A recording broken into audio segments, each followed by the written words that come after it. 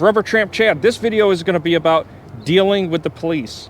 I have had a lot of encounters dealing with the police over the last, 20 years. Let's put it that way. So in this video, I'm going to go over dealing with the police in your van so you don't get arrested, you don't have any tickets, you're safe. I keep my insurance and all my documents, we'll take it out here in the sun, in this binder. So when the police ask you for your registration,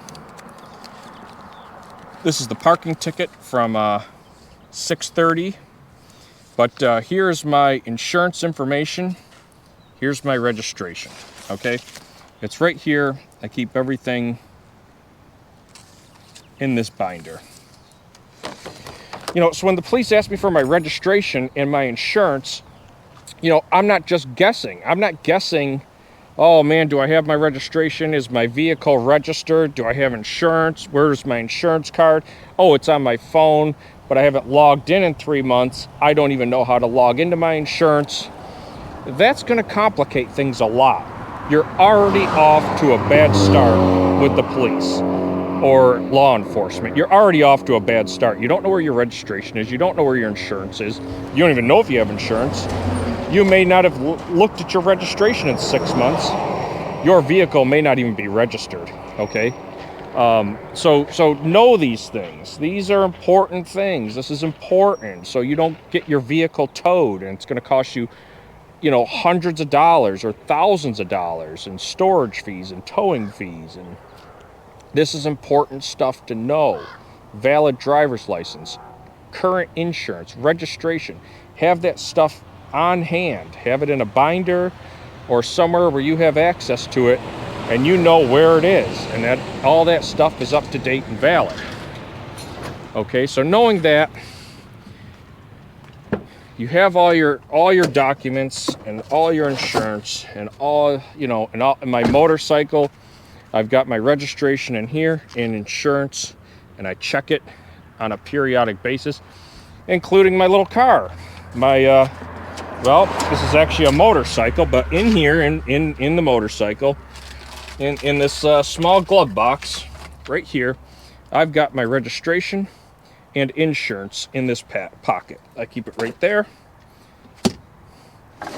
So that way, if I'm stopped or pulled over, I've got it right here. Here's my registration.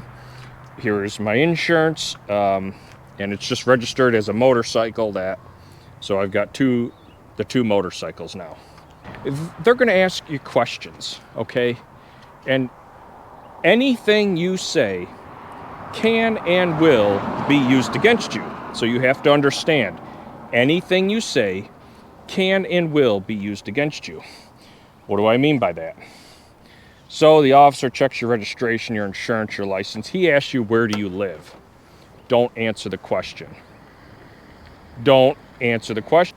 If you say you live in California, in Los Angeles, and that you have been here for more than whatever the period is to change over your registration and your driver's license, when you claim you live somewhere, I think it's like 20 days in California, your license is no longer valid. That is right. You have heard me right. If you say, well, I live here, like trying to just be a good Samaritan, a good citizen, and say, well, I live here and I've got a job right down the street and I've been out here for 3 months in California. Well, because you never changed your registration or your license over or anything, and you just claimed you've been here for 3 months and you live here, well, your license is no longer valid. Your registration is no longer valid. You can be cited for having a suspended driver's license and no vehicle registration. Why I recommend moving every 72 hours is because most cities, just like Los Angeles, you have to move every 72 hours or your vehicles can be cited and possibly towed. I mean, that's a real, that is a real, after they come and mark the tires, they have to come and mark your tires though and stuff and leave you some sort of a notice. that it's like an abandoned vehicle or something like that. But if you're constantly moving, I drive my vehicles all the time. I DoorDash in this, I take my motorcycle places, but when the motorcycle's on the van, it doesn't really matter. And I move my van around, so it really doesn't matter. I move my vehicles around. So this is just kind of a public service announcement to dealing with police. My interactions with the police have been always good. I haven't had negative interactions with the police.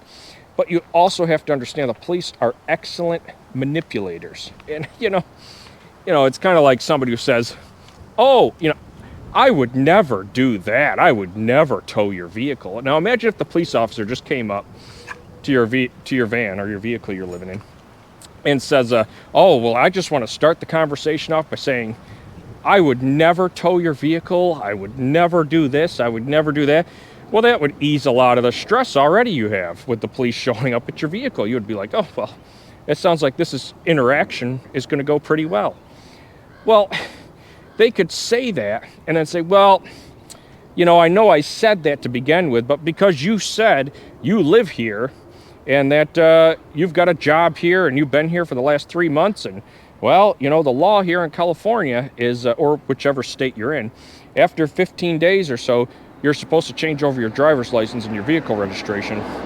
So we're going to tow your vehicle, and we're going to cite you for having a suspended driver's license.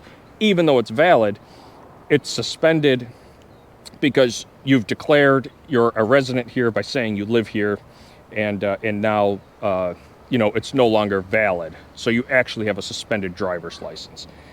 So the police are also, they do good stuff, and but they also are excellent, manipulators in that sense. There's, if they start asking you questions, where do you live?